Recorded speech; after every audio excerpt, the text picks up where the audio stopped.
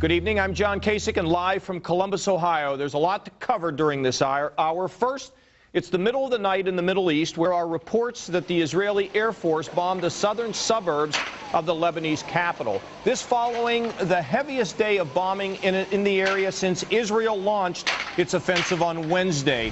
We're joined from the Israeli-Lebanon border by Jennifer Griffin. In a minute, the former Supreme Allied Commander General Wesley Clark, Edina Lekovic from the Muslim Public Affairs Council, and Joe Cirincione, Senior Vice President of the National Security for the Center for American Progress. First to Jennifer in the Middle East. Jennifer, any new activity in the... We turn to former Supreme Allied Commander General Wesley Clark and also Edina Lekovic and Joe Cirincione. All right, General, you're the military expert. What is the military situation at this point? Well, it's very important for the Israelis to focus on Hezbollah. And the difficulty of doing that with an air campaign is that you have to have targets.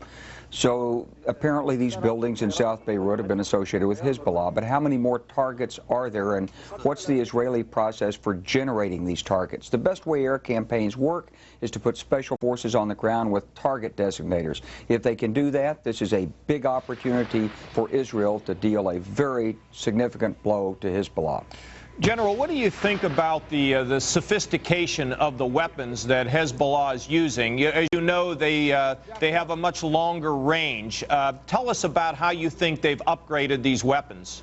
These weapons have been brought in over a period of years. We've seen the intelligence build up over the years as Hezbollah has received these weapons. They're generally coming in from Syria or Iran. There has been Iranian and Syrian influence and support in Hezbollah, but these are not super sophisticated weapons. These are weapons that with a little bit of training and a couple of practice efforts, average, well-educated or well-trained soldiers can handle. So this is no challenge to Israel, except that these are terror weapons, and they do affect the Israeli civilian population, and Israel had to take action. Edina, I have been surprised by the, I know that the Arab League has, said there ought to be a ceasefire, but I've been surprised at the lack of strong condemnation of the Israeli action, which sends a message to me about Egypt and Jordan, maybe not being as upset as you would think they would be about Israeli action. What do you say about that?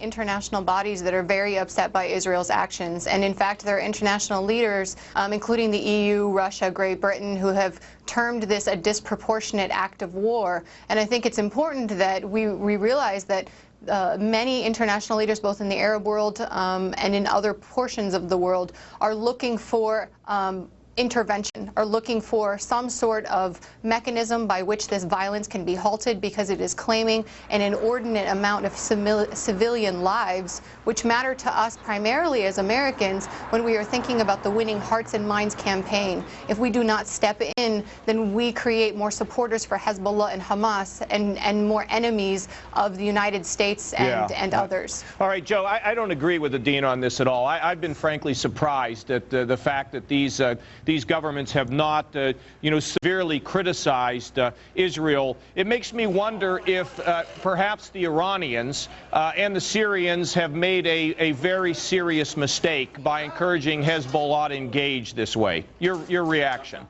Well, I do believe that Iran is involved in this. It has to be more than coincidence that the Hezbollah kidnapping occurred on the same day that the UN Security Council agreed to take back the Iranian dossier, and it was priming for further activity criticizing Iran for its nuclear program.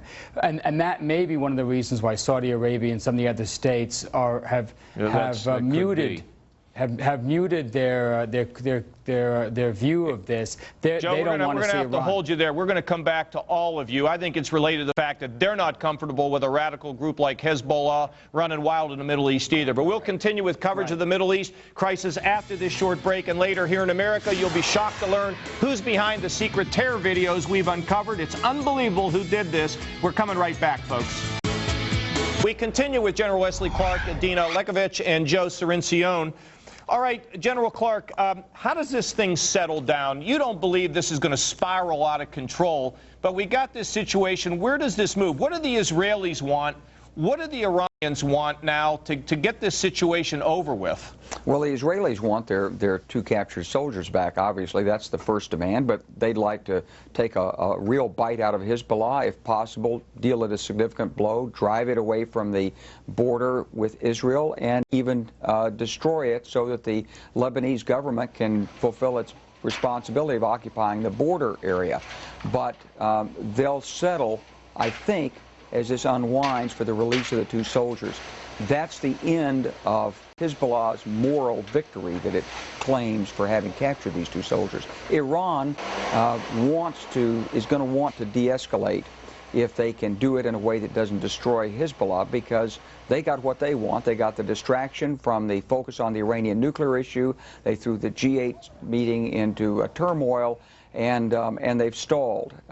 This is part of their power play to move toward their nuclear capabilities. Joe, are there consequences to Iran for their activity here in supporting these armies?